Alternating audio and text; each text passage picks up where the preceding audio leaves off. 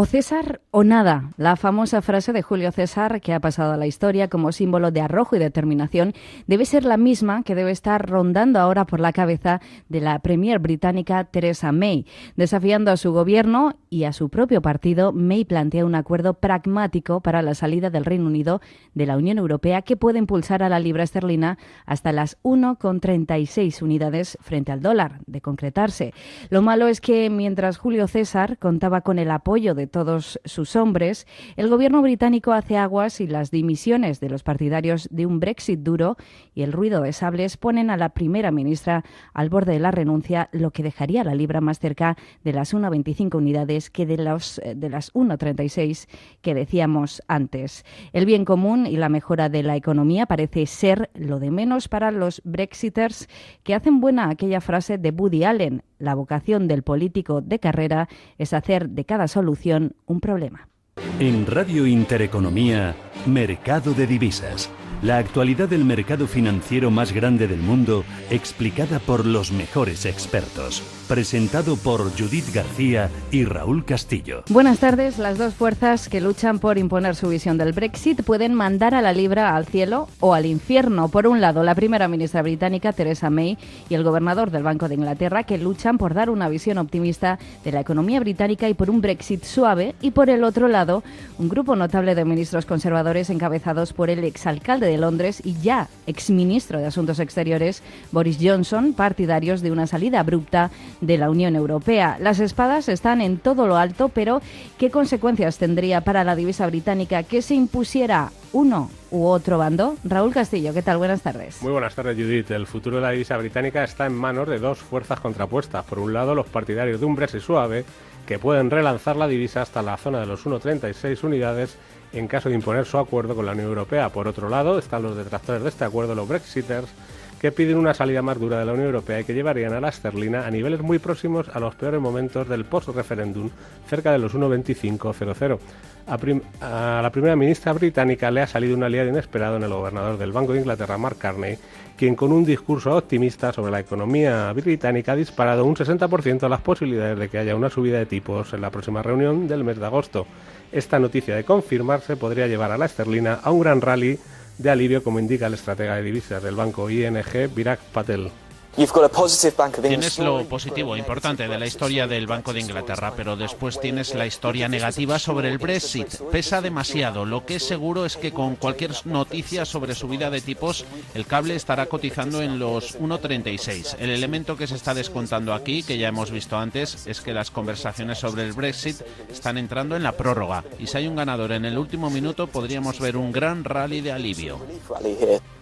Sin embargo, no todo es optimismo en torno a la libra. No es Theresa May la única preocupada porque pueda ser derrocada por su gobierno y su partido.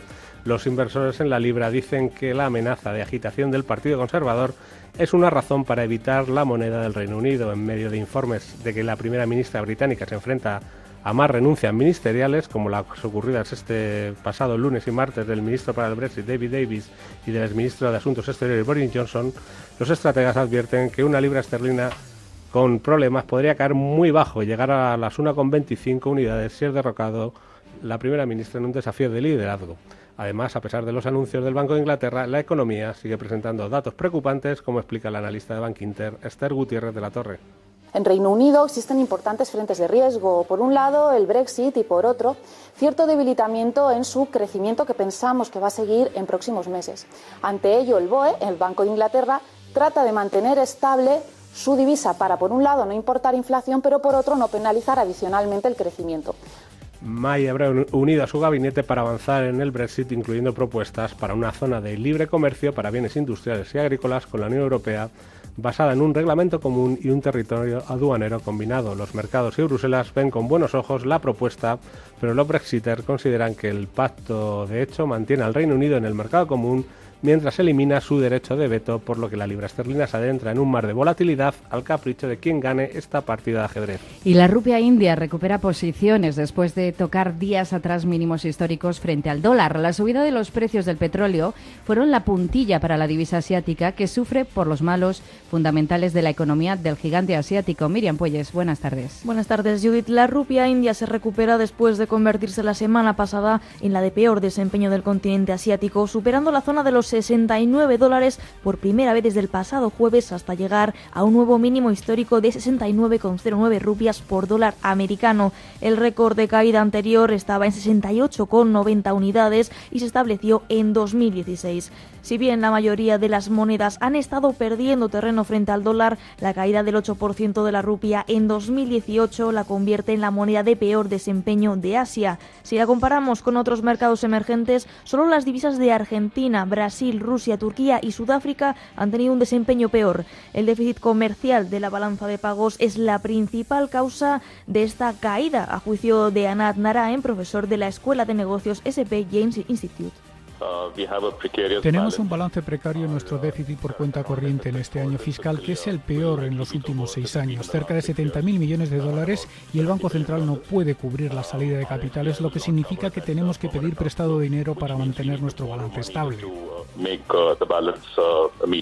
India es la economía grande que crece más rápido a nivel mundial en los últimos trimestres, pero la continua subida de los precios del petróleo podría cambiar eso, por lo que muchos inversores están reduciendo su exposición a su divisa. La tercera economía más grande de Asia es particularmente vulnerable a la fluctuación de los precios del petróleo, ya que importa el 80% de sus necesidades energéticas. Es probable que el déficit por cuenta corriente y los déficits presupuestarios del país se amplíen este año, impulsados por el mayor costo de las importaciones del petróleo.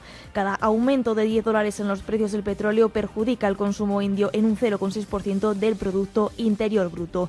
Los precios del petróleo podrían incluso tener un impacto en la perspectiva política relativamente estable de la India, y es que se esperaba que el partido del primer ministro Narendra Modi gane fácilmente las elecciones nacionales programadas para principios del próximo año, pero si los precios del petróleo conducen a un menor crecimiento y una mayor inflación, el partido puede tener dificultades, ya que hizo campaña con la promesa de construir una mejor economía. Es por eso que el profesor Narain cree que el gobierno hará todo lo posible por mantener el valor de la rupia y tirará de las reservas de divisas del gobierno. Pienso que hay buenas noticias para la rupia. Una de ellas es que el Banco Central de la India tiene un montón de reservas de divisas extranjeras. Ellos vendieron desde abril 25.000 millones de dólares en reservas, pero ellos tienen todavía 400.000 millones, y a un año de las elecciones no creemos que el gobierno quiera ver a la rupia depreciarse demasiado y muy pronto. Los inversores extranjeros ya han percibido estos problemas y están abandonando la inversión en deuda india. En 2018 se han vendido 6.000 millones de deuda india, 1,6 mil millones se vendieron en junio. Estas cifras contrastan con las de 2017, cuando los inversores compraron 23.000 millones de dólares en deuda soberana india. A pesar de esos datos negativos, hoy la India tiene un colchón mucho más grueso de reservas de divisas y un déficit de cuenta corriente mucho más bajo que años atrás.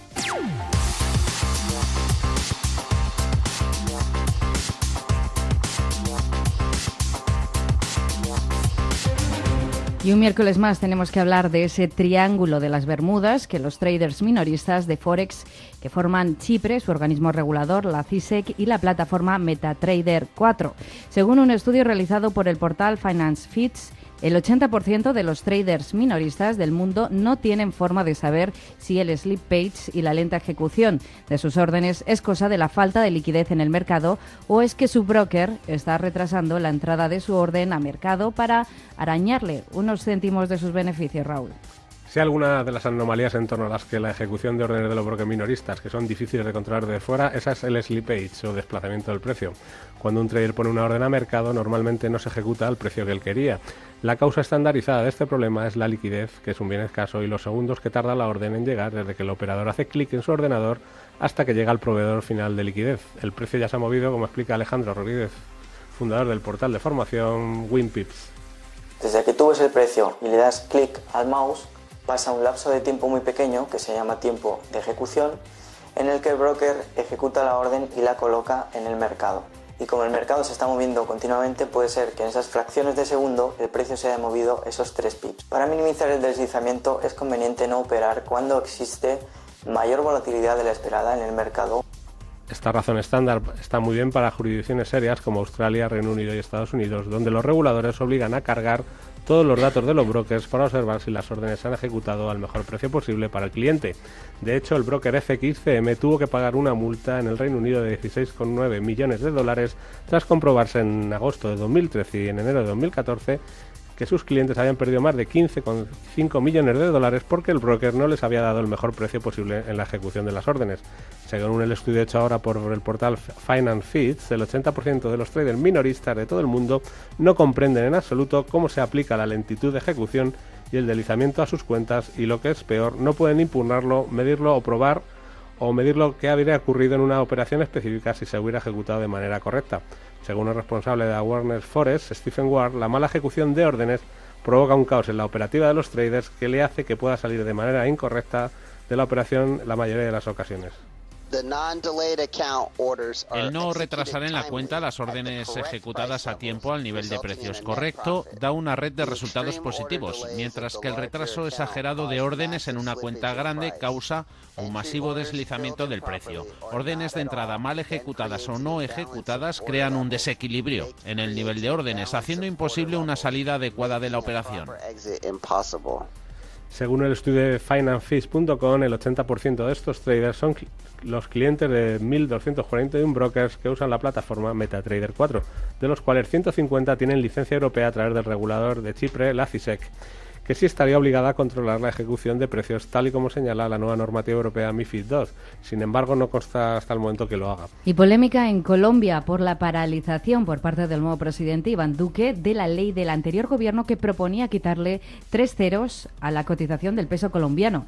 El presidente descarta la reforma por ahora y dice que no es urgente. Hace 2 semanas que venció el plazo para que la actual legislatura debata y apruebe el proyecto de ley que busca la eliminación de los 3 ceros al peso colombiano. El proyecto de ley, que fue presentado el pasado 11 de abril por el ministro de Hacienda colombiano, Mauricio Cárdenas, ante la Cámara de Representantes, pide modificar la denominación de la moneda. El gobierno saliente indicó en diferentes oportunidades que el proyecto se ejecutaría a largo plazo. La ley del cambio de la moneda entraría en vigor el 1 de enero de 2020. La decisión, según Santiago Espinosa Uribe de Magic Markets, no sería traumática para los colombianos, que de hecho ya han acuñado expresiones para denominar a los pesos cuando se les agrupa en cantidades más grandes.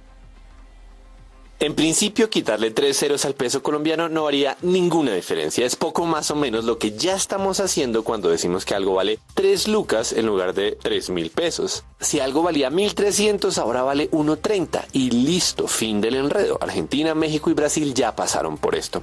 Sin embargo, el recién elegido presidente de la República, Iván Duque, ha manifestado que no está de acuerdo con la eliminación de los 3 ceros al peso colombiano porque el país ya se gastó un dinero importante cambiando los billetes y no cree que sea un tema prioritario en la agenda de su gobierno.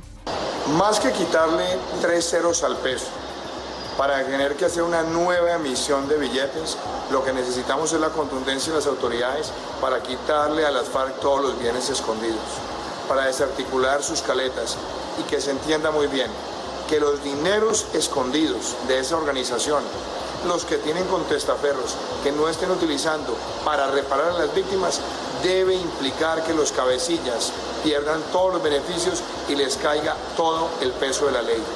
Por su parte, el gobierno saliente de Juan Manuel Santos insiste en que quitarle 3 ceros al peso traería beneficios al bolsillo de los colombianos, como reducir el costo de las transacciones bancarias y frenar las maniobras ilícitas, porque se tendría que legalizar el dinero, como explica Espinosa.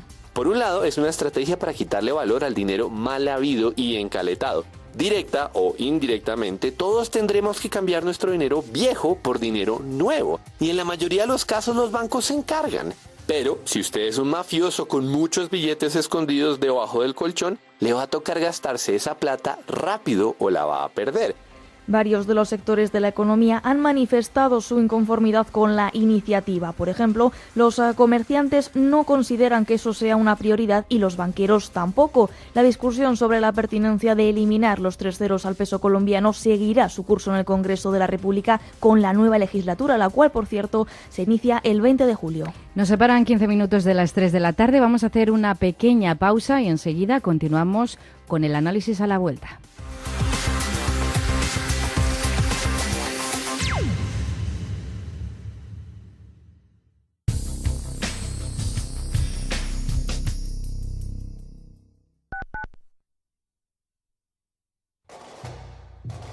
¿Conoces el restaurante Sidrería Donosti en Madrid? Sí, en el barrio de Argüelles, el de la sidra natural de Astigarraga. Y el de la mejor tortilla de bacalao, el chuletón, los pescados a la parrilla y muchas delicias más de la cocina vasca. Sidrería Donosti, Luisa Fernanda 21 en Argüelles. 91 540 19 76. sidreriadonosti.com. Te tratarán como en casa.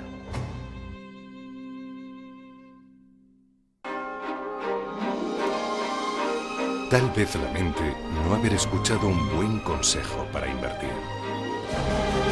Quizá se arrepienta de no haberse informado sobre un plan de pensiones. ¿Acaso sienta no saber utilizar adecuadamente sus ahorros? Puede que le aflija no habernos conocido antes. Intereconomía. Nos preocupamos por su futuro.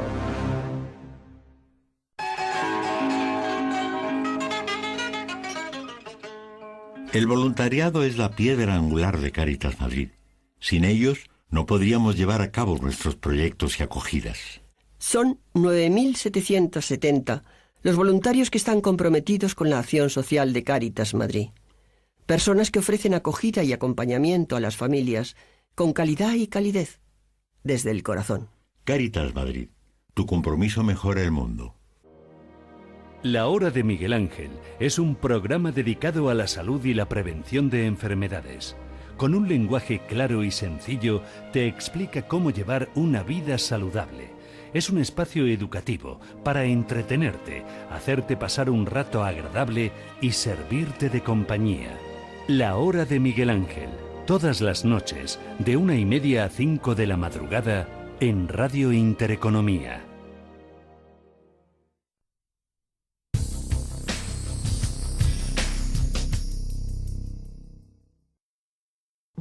Sentimiento de mercado, el análisis técnico y las claves de la evolución del precio en el mercado Forex.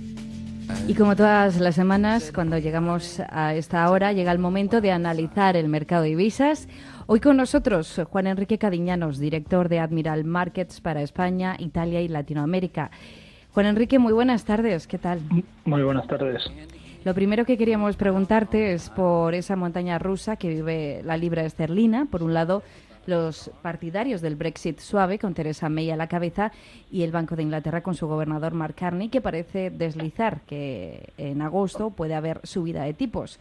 Por otro lado, los brexiters más radicales que piden un Brexit duro.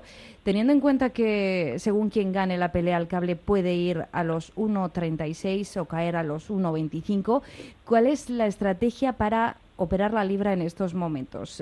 ¿Por qué puede tener riesgo, pero también jugosos beneficios para los más atrevidos dependiendo de la estrategia que utilicemos? Bueno, yo creo que en este caso partimos de la base de que consideramos, pase lo que pase, que habrá una elevada volatilidad. En este caso y en ese sentido, pase lo que pase, me refiero, viendo cuál sea el final resultado, en este caso con respecto al Brexit, obviamente habrá algo de volatilidad. Si finalmente sale un Brexit más light o más duro, eso dependerá lógicamente de los últimos acontecimientos. Se especula mucho sobre la posibilidad de que sea más light de lo que se esperaba en un principio, pero bueno, lógicamente todo puede pasar. Veremos a ver qué acontece y sobre todo qué denota de cara a los próximos meses. Veremos a ver esas posibles decisiones. Pero yo creo que en general nos encontramos en una situación en la que, pase lo que pase, habrá volatilidad. Es por ello que lo que tendríamos que hacer es enfocar nuestro trading, yo creo, nuestras estrategias y nuestras operaciones a ver cómo nos puede beneficiar esa volatilidad. Yo creo que hay estrategias buenas, con CFDs, por ejemplo, la parte con spot de Forex de cara a lo que son posiciones bidireccionales y también con opciones financieras. Lo que hablamos de un cono comprado, que se llama el nombre de la estrategia, es hacer una compra de call y compra de put, mismo vencimiento, mismo strike, y lo que haríamos en este caso sería pagar primas por ambas posiciones. Y mientras que si no hay volatilidad, es decir, si no sale por un rango alto o bajo, pagaríamos ambas primas y no recibiríamos beneficio, pero si se sale de un rango que al final es el strike menos lo que es la prima, tanto por arriba como por abajo, es decir, si hubiera volatilidad, ganaríamos en una situación o en otra, entonces tendríamos beneficios en esa estrategia. Por lo tanto, yo creo que lo mejor ahora sería posicionarnos en favor de volatilidad. Dejamos por un momento la libra y nos toca fijarnos en esa crisis que viven las divisas emergentes debido a la fortaleza del dólar. Esta semana nos toca hablar de la rupia india. La semana pasada tuvo una caída histórica frente al dólar, de la que se está recuperando esta semana, y parece que el déficit por cuenta corriente puede estar detrás de estas caídas. ¿Es el momento de tomar posiciones en la rupia india, esperando una recuperación de su cotización, teniendo en cuenta que el dólar parece estar tocando importantes resistencias en su índice? No, yo creo que sí, sobre todo porque en principio deberíamos empezar a ver un escenario, ¿no? de tipos, algo relativamente, empezar a ver esos tipos en escalada. Ese incremento de tipos lógicamente perjudicaría en ese sentido tanto a la renta variable como posiblemente a las posiciones referenciadas al dólar y lógicamente a países o en este caso continentes o monedas que sean colaterales a la misma, porque lógicamente una subida de tipos en Estados Unidos podría dar un pistoletazo de salida, ¿no? a ver mayores modificaciones en base a política monetaria para el resto de bancos centrales, como puede ser en el caso de Europa, y eso lógicamente daría pie a buscar alternativas en monedas que llamamos secundarias o de alguna forma esos países emergentes que de alguna forma pueden empezar a tener un comportamiento mejor, como puede ser el caso de la rupia india, que lógicamente podría ver con buenos ojos este escenario con vistas a que la parte de renta variable pueda beneficiarse y que lógicamente el escenario en cuanto a mercado exportador-importador les pueda beneficiar, que yo creo que eso ya lo tiene. Lo que pasa que un incremento en este caso de su moneda podría aliviar también las tensiones que tienen en cuanto a deuda y también las geopolíticas para ellas. Bueno, Enrique, buenas tardes. Que como te decía mi compañera, el estar en la rupia india, pues a lo mejor a través de lo que es el par Spot Forex es complicado, ¿no? Pues los spreads son altos. ¿Cuál es la forma de estar en emergentes más recomendable para quien quiere invertir a través de un broker, a través de a lo mejor de un índice, de un fondo, o cuál es la forma ahí que yo creo que la alternativa la tenemos en un producto financiero que nace hace relativamente poco, que es un ETF, no necesariamente tenemos que enfocarnos en renta variable de dicho país. Suele ser caro por la poca liquidez que tiene y porque pocas entidades prestan el servicio en cuanto a acciones de países emergentes. Podemos hablar fondos que tengan gran parte de exposición, en este caso ese tipo de mercados, pero muchas de las veces tampoco son especialmente baratos. Y en índices lo mismo ocurre. Tenemos poca liquidez, tenemos poco movimiento y eso lógicamente nos deja en un escenario algo convulso y sobre todo con mucha incertidumbre. Yo creo que el ETF podría ser. Estamos hablando de un fondo cotizado, estamos hablando de una zona mixta, por decirlo de alguna forma se encuentra con un mixto entre una acción y un ETF. Tiene ventajas por un lado y tiene ventajas por el otro, al igual que tiene desventajas por ambas zonas, pero yo creo que un ETF referenciado a mercados emergentes puede ser un buen escenario, también lógicamente un fondo, pero yo creo que buscando la forma en cuanto a tener el mayor rendimiento posible a nuestras inversiones, en ese caso yo creo que el ETF podría ser una opción muy razonable. Y hoy en Mercado de Divisas hemos contado otra noticia de un estudio de financefields.com según el cual el 80% de los traders minoristas no tienen forma de saber si el slippage y la lenta ejecución de sus órdenes es cosa de la falta de liquidez en el mercado o es que su broker está retrasando la entrada de su orden al mercado. Quería saber un poco en Admiral Markets qué sistema tenéis instalado para que vuestros clientes obtengan pues baja latencia y alta frecuencia en la negociación. Y si nos podrías explicar un poco la tecnología desarrollada en Admiral Markets para mejorar la ejecución de órdenes. Y sobre todo saber un poco el porcentaje que tenéis, por ejemplo, en el eurodólar de operaciones sin deslizamiento o con deslizamiento positivo. O sea, al final nuestro slippage es muy, muy bajo. Dentro del slippage también tanto la tecnología como los proveedores de liquidez que tenga la entidad es lo que hace y lo que deja una entidad o un broker con un slippage alto o bajo. En nuestro caso tenemos un slippage bastante bueno, muy muy bajo, no tenemos prácticamente deslizamiento en cuanto a las posiciones. Algo tenemos porque no somos market maker, me refiero, no somos un creador de mercado y eso lógicamente nos hace que la tecnología que tenemos somos ECN en ese caso y lógicamente algo de slippage puede haber, pero no porque lo tengamos nosotros, sino porque sea el que tenga el mercado en general, no por nuestra parte, sino que el posible deslizamiento que pueda haber de una posición a otra que tenga el mercado directamente y no por nuestra parte. Hace muchos años en Admiral Markets teníamos una situación en la que el slippage que teníamos, ese deslizamiento era no muy elevado, pero era más elevado que lo que teníamos ahora, y lo que hicimos fue incrementar el número de servidores, incrementar el número de liquidity providers que lógicamente son los que generan, los que proveen la liquidez para que nuestros clientes puedan operar en ese sentido, y lógicamente eso nos generaba antaño una situación difícil para nuestros clientes, pero bueno, eso está totalmente solucionado. De hecho, los clientes, hablan bien de Admiral, me refiero por muchas razones, y una de ellas es por el bajo deslizamiento que tiene, teniendo en cuenta que es un broker regulado por la FCA y que en comparación con el resto de brokers de la FCA somos los que más destacamos, o uno de los que más destacamos positivamente en este sentido. Pues con esto nos quedamos. Juan Enrique Cadiñanos, director de Admiral Markets, muchísimas gracias por haber estado esta tarde con nosotros y que vaya todo muy bien. Un saludo. Gracias a vosotros, un placer. Y llega ahora el tiempo para las consultas de nuestros oyentes, así que no se lo pierdan. Hablemos de trading. La verdad sobre el trading contada por traders con Alba Puerro. ¿Qué tal, Judith y Raúl? Hola, ¿qué tal? Fenomenal, ¿y vosotros? Pues muy bien, deseando que nos cuentes más consejos y bueno, pues tenemos consultas por aquí para que seguramente los oyentes estén expectantes a ver si suena su consulta. A ver qué nos cuentan. Dime Judith. Pues mira, por ejemplo, José Manuel, que escribió un correo electrónico y dice así: hola Alba, estoy en un momento difícil después de haber perdido casi toda la cuenta de trading. Vaya, ¿qué me recomiendas que haga? ¿Que siga operando en cuenta real hasta perder tarde o temprano todo mi dinero? ¿O que vuelva a operar en demo y vuelva a empezar de cero? ¿Me recomiendas que lea libros de trading? ¿Crees que los seminarios que pueden ofrecer en un broker son útiles para el aprendizaje? La verdad es que requiere tiempo y esfuerzo para asimilar todo lo aprendido y es que estoy un poco desmoralizado después de lo que me pasó, pero en algún momento creo que se ha de empezar a operar en real para luchar con nuestro ego. Bueno, José Manuel nos ha hecho como 4 o 5 preguntas. Sí. Las vamos a ir un poco tratando una por una. Lo primero, desde luego, José Manuel, que sí, se requiere mucho tiempo y mucho esfuerzo para asimilar todo lo aprendido de lo que sea, de que hayas estudiado, leyendo libros como dices, o viendo seminarios.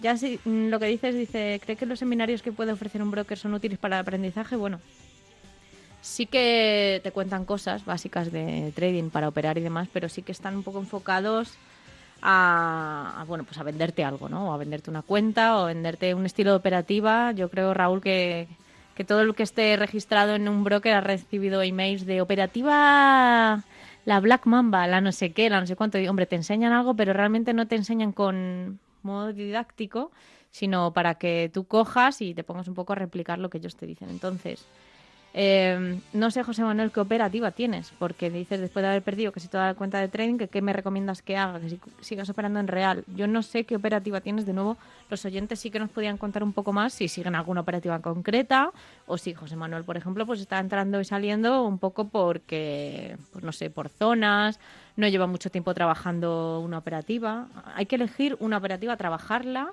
un time frame, un estilo de trading en el que tú te encuentres un poco cómodo y operar en base a esa operativa. Y desde luego que sí que hay que estudiar mucho para entender el mercado, que no es algo fácil ni rápido, y además todo esto de testearlo, ¿no? Que es lo que más tiempo lleva. A mí, por ejemplo, hay operativas que me aburren mucho, que no las entiendo, como Elliott, pero hay otras que sí que me gustan o que son más dinámicas, y que como Fibonacci. Entonces, pues bueno, no es que diga, José Manuel, que sigas operando al real hasta que pierdas todo, pero desde luego tampoco tirarte en demo o 1.000 millones de años. Sí que tienes que estar en demo, desde luego, hasta que sepas lo que estás haciendo. Eso sí. Pero es que yo no sé si José Manuel está operando, Raúl, como le da la gana. Hombre, lo primero, ¿no?, será tener un sistema de trading, ¿no? Claro, es lo que les estoy diciendo. Tienes un sistema de trading. Es un sistema que tiene que tener unas reglas, ¿no? Exacto, y ahí sí conviene empezar un poco en demo. Y luego esas reglas tienes que probarlas, ¿no? Claro, entiendo, ¿no? Que estás cómodo con ella o que te va resultando, empiezas en real. Y ahí es cuando luchas con tu ego, pero no empezar en real. Voy a empezar en real cuanto antes porque para ver cómo me enfrento. Pues ¿vale? haznos una recapitulación de todo lo que hay que hacer para ser consistente. Lo primero, aunque sea cosa de muchos años, como si fuera cosa de... Desde luego que lo de los cursos de brokers y demás, bueno, siempre hay información que puedes absorber, pero desde luego tienes que estar estudiando chartismo básico, basiquísimo. Me parece que lo tienes que estudiar, vamos, como saberte tu nombre y apellidos. Es que es como las matemáticas, ¿no? Saberte, claro, las 4 reglas y las tablas de multiplicar. Y luego a partir de ahí lo combinas. Puedes combinarlo, puedes operar directamente base al chartismo, si quiere, José Manuel. Pero empezando en demo. Quiero operar triángulos. y opera los triángulos en demo, por ejemplo, hasta que diga, no, los triángulos que no me van, vamos, me fallan la mitad. Voy a operar Fibonacci, que a lo mejor con Fibo ya se encuentra un poco mejor. Y cuando domine un poco Fibo ya es cuando puede pasar a real, pero no... Es que lo que hace la gente de verdad, Raúl, es que no está nada estudiando ni aprendiendo ni nada. Enseguida se pone con la cuenta real, Raúl, de verdad. La gente quiere ganar dinero quiere dar el rápido pelotazo y no es así. Y dice, de repente tengo media cuenta de trading perdida, ¿qué tengo que hacer? Pues primero poner en orden todo. Parar y empezar a hacer. Claro, y practicar mucho antes de empezar en real. José Manuel está desmoralizado, decía, pero seguramente... Ya esté más animado, Alba, con todo esto que le has explicado. No hay otra. No hay camino fácil para esto. Bueno, con esa frase nos quedamos. Alba Puerro, muchísimas gracias. Hasta el próximo miércoles. A vosotros, gracias.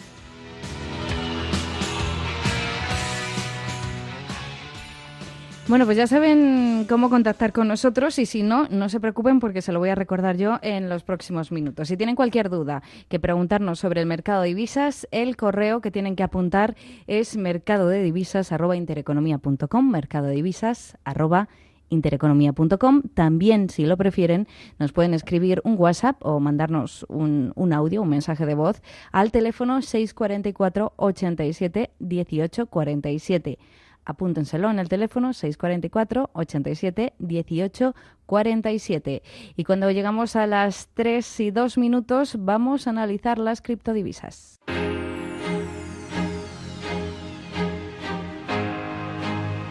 La brújula del criptotrader, la actualidad del Bitcoin y demás criptodivisas, comentada por Alberto Muñoz.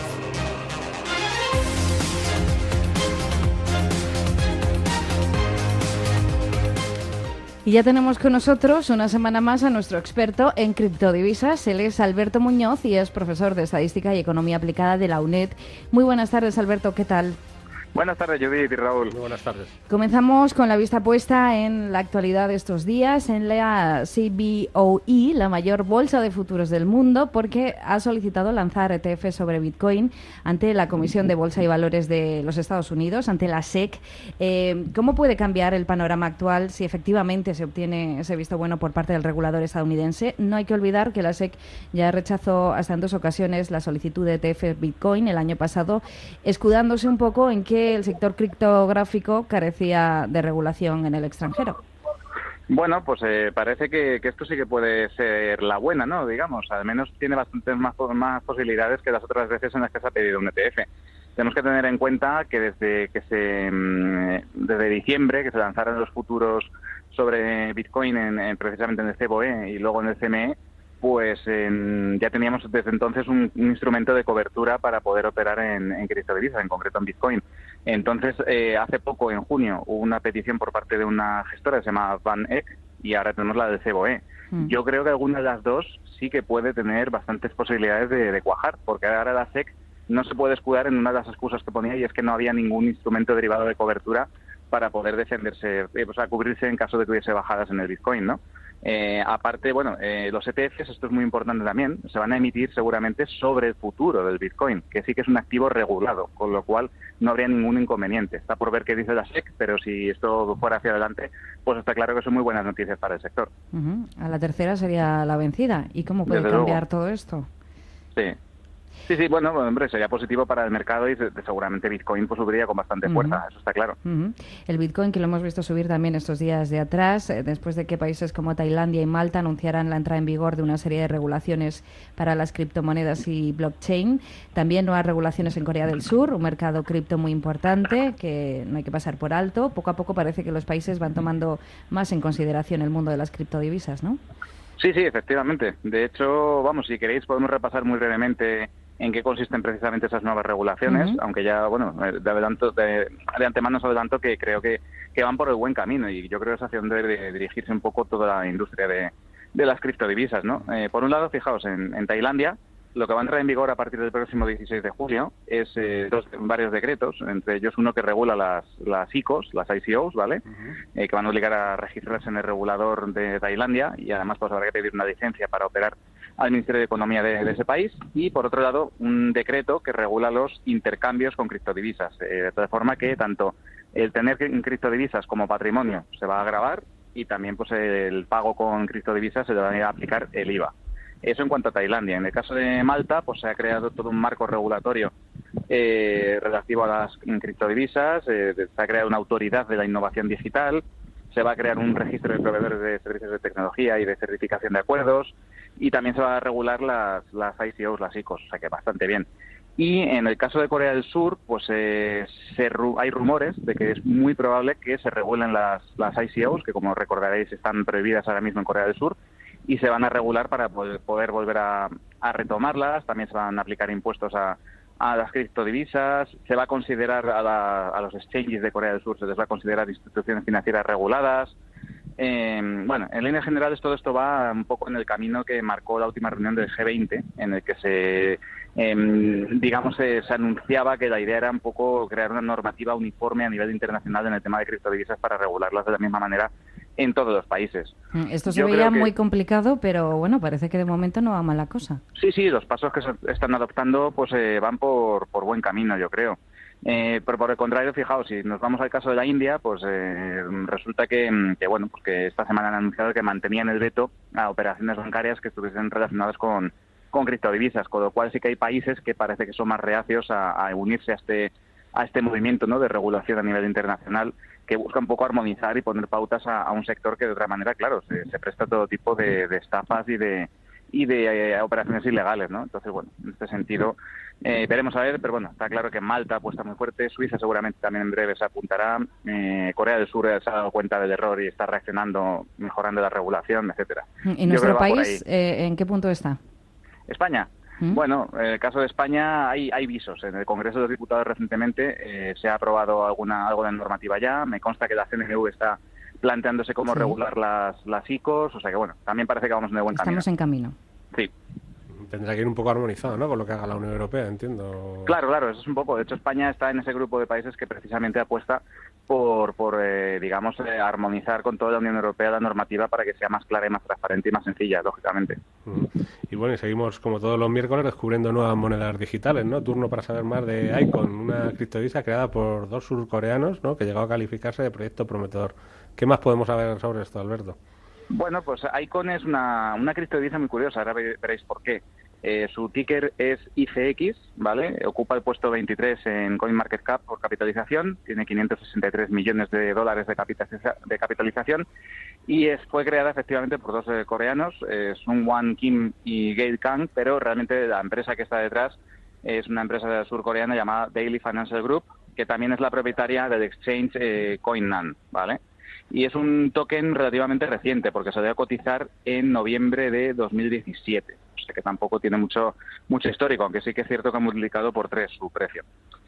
¿Cuál es el objetivo de Icon? Bueno, pues es muy curioso. Para que se entienda muy rápidamente, lo que podemos decir es que Icon pretende ser un blockchain de blockchains, lo que ellos llaman el loop chain, ¿vale?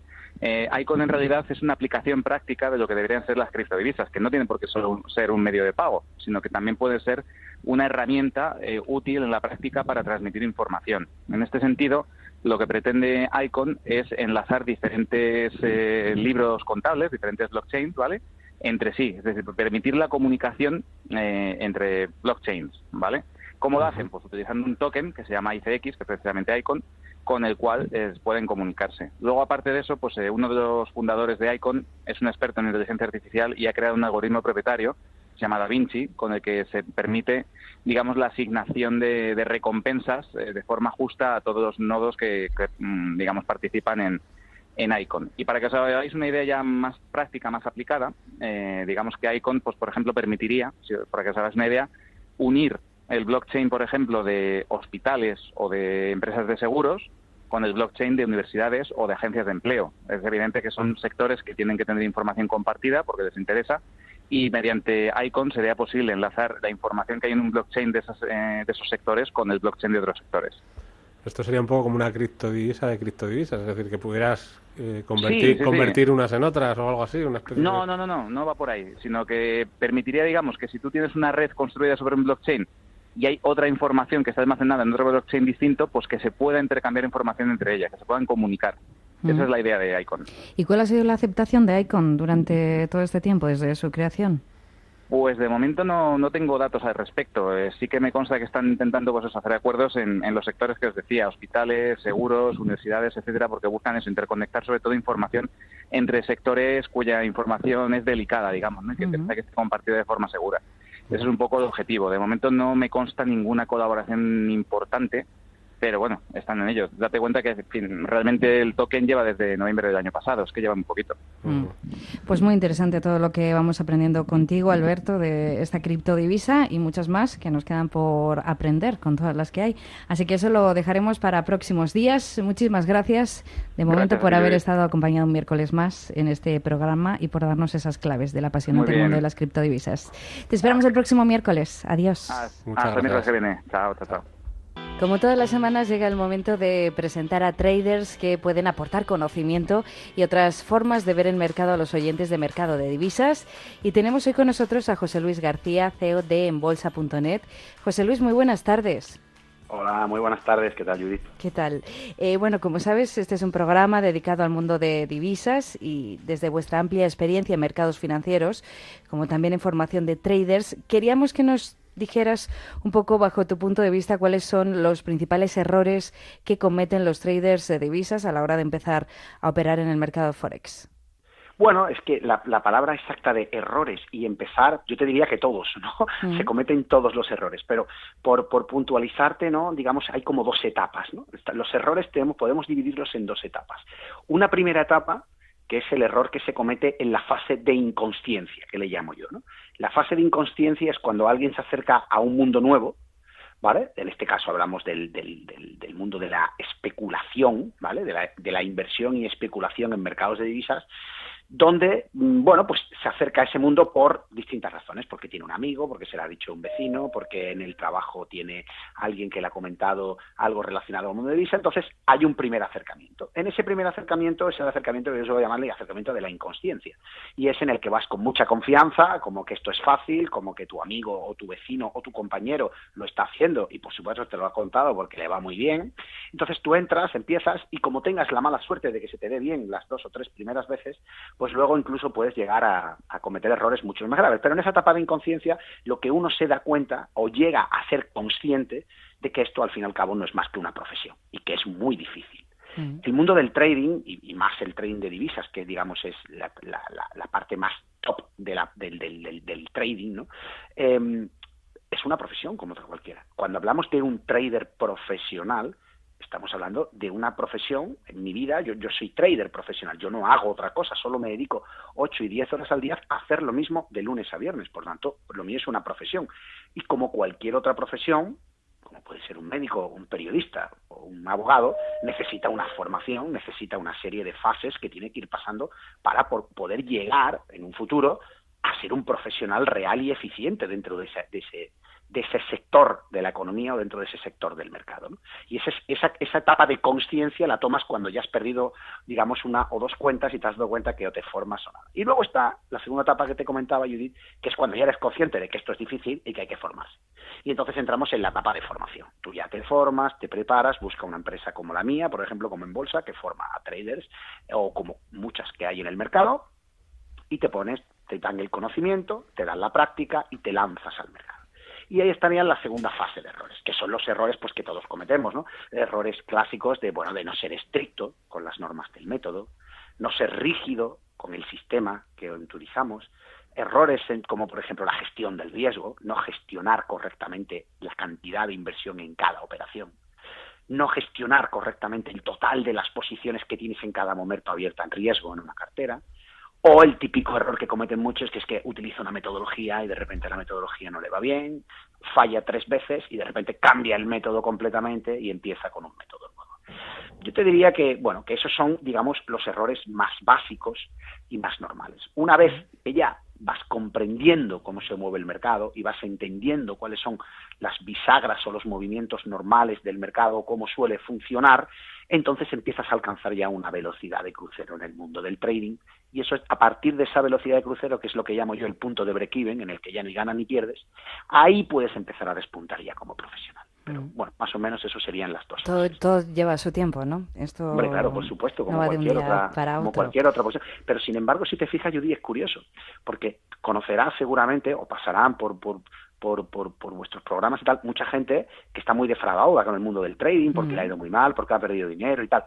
Entonces, lo primero que le pregunto yo, pero ¿usted cuánto tiempo le dedicó en su vida a formarse y a prepararse para que usted llegara a ser profesional y obtuviera un rendimiento? No, yo ninguno. Y coinciden todos en que entran, empiezan y se creen que pueden conseguirlo. Es como si alguien puede ser, por ejemplo, periodista de un día a otro, o alguien puede ser abogado de un día a otro, o médico de un día a otro. No, mire usted, todo en la vida requiere un conocimiento y una formación, y nadie puede conseguir alcanzar ningún techo de máximo rendimiento, ni en la vida, ni en el trabajo, ni en el deporte, ni en nada, sin esfuerzo y preparación previa. Con lo cual, no sé por qué existe la idea imaginaria de que en el trading sí se puede conseguir. Pues yo le digo a usted que no se puede conseguir. Pues aquí en Mercado de Divisas seguimos aprendiendo un poquito cada día más. Vamos a seguir aprendiendo, escuchando a José Luis García, como lo estamos haciendo en esta tarde. Intradía, swing trading o gráfico diario. ¿Cuál es la mejor opción para operar en las divisas? Vosotros usáis un sistema contratendencial para operar en el Forex. ¿Por qué? Bueno, pues digamos son dos preguntas, ¿no? La primera es intradía, swing o gráfico. Yo añadiría el scalping, ¿vale? Primero hay que diferenciar, es como cuando vamos a un nivel, ¿vale? Cuando nosotros nos enfrentamos a una categoría digamos, de profesionalización o una categoría de rendimiento. Se puede decir que en el mundo de la especulación están estos 4 niveles que has comentado, ¿no? El scalping, la intradía, el swing y el trend, ¿no? El gráfico diario. El trend es el más fácil, ¿vale? Por orden sería el trend es el más fácil, donde tú inviertes en una posición, mantienes esa posición en una divisa y la mantienes pues un tiempo a largo plazo. En el largo plazo la verdad es que te permite muchos errores, porque el largo plazo suele recogerte por en medio, te lleva, te trae. No hace falta ser muy exigente para operar relativamente normal en el día. El swing trading ya es un poquito más exigente porque ya hablamos del medio plazo, hablamos de operaciones en las que podemos entrar a lo mejor a lo mejor 2 semanas, 3 semanas, 1 semana, ya requiere un poquito más de evaluación, pero digamos que será el segundo nivel. El tercer nivel es el intradía. En el intradía ya entramos y salimos en el día, o máximo de un día a otro. Eso hay muchos factores que ya influyen en el intradía, como los datos macroeconómicos, como los speech que puedan dar tanto de la Reserva Federal como del Banco Central Europeo, todos los comentarios que pueda haber al respecto. Interviene también la volatilidad, intervienen factores, digamos, ajenos en determinados momentos al trader, con lo cual el intradía es el más exigente. Y el mayor de todo, la mayor exigencia está en el scalping. ¿Vale? El scalping consiste en entrar y salir pues en 5, 10, 15 minutos en operaciones muy rápidas, buscando mucha volatilidad en determinados momentos. ¿Cuál es el mejor? Pues esto es como preguntarte que es en un nivel de 4 dificultad, ¿cuál es el mejor? Pues evidentemente para el que tenga el nivel más base será operar en diario, y para que sea el más profesional pues seguramente será el scalping. También tiene mucho que ver con la personalidad de cada uno, Judith. Si tu personalidad es agresiva, eres rápido, te gustará seguramente el intradía y el scalping. Si eres más moderado, más sosegado, más tranquilo, quizás elijas la opción diario. No hay uno mejor que otro, sí hay uno más difícil que otro. Y lo otro que me preguntaba... Por otro lado, sí, que usáis un sistema contratendencial para operar en Forex. Sí. ¿Por qué? Sí. Pues fíjate, es curioso porque la mayoría de los traders, o sea, lo más común en el mundo del trading son los operadores tendenciales, es operar a favor de la tendencia. Y operar a favor de la tendencia suele dar buenos resultados. Pero es verdad que circunstancialmente, en determinados momentos, operar en contratendencia también te puede dar muy buenos rendimientos. Fíjate, nosotros utilizamos una estrategia para el scalping, ¿vale? Digamos, la etapa el top 1 del trading, lo más difícil. Utilizamos una de scalping que suele moverse en pares de divisas. Sobre todo lo solemos utilizar por la mañana en los pares de divisas del euro y de la libra, y ya a partir de las 3 solemos entrar con algunos dólares, ¿vale? Y empezamos a utilizar dólar canadiense. Y lo que hacemos básicamente es buscar los números redondos, los grandes números redondos de las cotizaciones de las divisas. Entonces trabajamos con unos escáneres de mercado que buscan todas aquellas divisas que alcanzan un número redondo. Cuando alcanzan ese número redondo, lo que buscamos es el giro en ese punto, ¿vale? Es una estrategia que suele funcionar bastante bien, tiene una probabilidad de éxito que está por encima del 94%, con lo cual una probabilidad de éxito muy alta. Lo que pasa es que se asume un riesgo alto en cuanto al número de puntos en los que perdemos para una ganancia pequeña, es decir, buscamos un movimiento muy corto de ganancia asumiendo un riesgo relativamente alto. pero es verdad que movernos con probabilidades por encima del 94% de éxito son probabilidades muy buenas, sobre todo cuando estás en un periodo de formación, en ese periodo lo que necesita el trader es confianza. Y este tipo de estrategias te generan confianza. Por lo tanto, yo creo que es interesante que tengamos dentro de la variedad de estrategias tendenciales y estrategias contratendenciales para que podamos movernos en todas las variantes del mercado. Buenas tardes, José Luis. En el Forex Day presentasteis unas herramientas para operar en las divisas que combinaban varios indicadores, ¿no? Le decían al trader en qué lado del mercado debía estar, ¿no? ¿Nos puedes describir estas herramientas y cómo se podrían conseguir los traders que están interesados? Pues la herramienta, fíjate, no es porque sea nuestra, pero yo te digo, yo considero que a día de hoy, lo dije en la conferencia del Forex Day y me reafirmo, y de hecho cualquiera que busque que tenga una herramienta mejor que me lo diga y yo lo miro, pero a día de hoy digo porque estará a disposición de los usuarios a partir de septiembre, va a ser la herramienta más potente que haya en el mundo hispanohablante, ¿vale? Ahora mismo va a ser la herramienta más potente que exista para una plataforma tan generalizada como es MetaTrader. ¿Por qué? Porque en MetaTrader existen muchos indicadores y muchos expertos que pueden ayudarnos a conseguir, una estrategia, una operativa con menos riesgo y más calidad. El problema es que todos estos factores que están en la red están como muy dispersos. Entonces, es muy difícil que alguien llegue a conseguir unirlos todos y crear una plataforma, primero por el coste y luego por el tiempo. Nosotros llevamos 6 meses de construcción de esta plataforma. Y lo que vamos a conseguir en esta plataforma es unificar lo que nosotros pensamos que es lo más importante para un trader, unificarlo en una sola herramienta. Una sola herramienta que se instale dentro de tu software de MetaTrader, que a día de hoy todos los brokers tienen MetaTrader y el 80% de los usuarios utilizan MetaTrader, y que les ayude a solucionar todos los problemas que tiene un novato. Y lo explicaba, a ver, ¿cuál es el problema, el mayor problema al que se encuentra una persona cuando abre una plataforma y quiere hacer trading en las divisas? Pues básicamente que no sabe dónde invertir. No sabe si comprar eurodólar o venderlo, no sabe si entrar en la libra o no sabe si entrar en la libra yen o en el australiano. Bueno, pues la plataforma le va a orientar dónde tiene que posicionarse largo, cuándo y en qué time frame. Le dirá si tiene que ir largo en el euro, corto en el dólar, largo en la libra, y entonces ahí justo le determinará unos patrones o unos niveles de entrada que son los más óptimos, ¿vale? Sin llegar a ser una recomendación, por supuesto, simplemente es una información o un plan estratégico que él luego puede decidir hacer o no.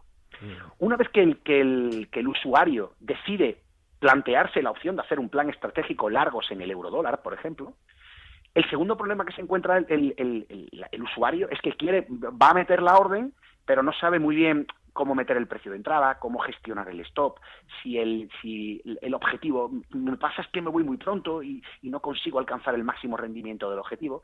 Bueno, pues nuestra plataforma lo que hace es que le coloca la orden, se la ejecuta y se la va poniendo en el mercado siguiendo distintos modelos de movimiento del precio. Por lo tanto, el usuario puede decidir si quiere correr, que corra el objetivo, que el stop se vaya moviendo a medida que va subiendo.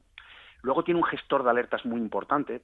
Otro problema que tiene el usuario normal es que se descapitaliza las cuentas. ¿Cómo? Porque no hace buena gestión del riesgo. Entra con posiciones grandísimas, con muchas posiciones a la vez. No.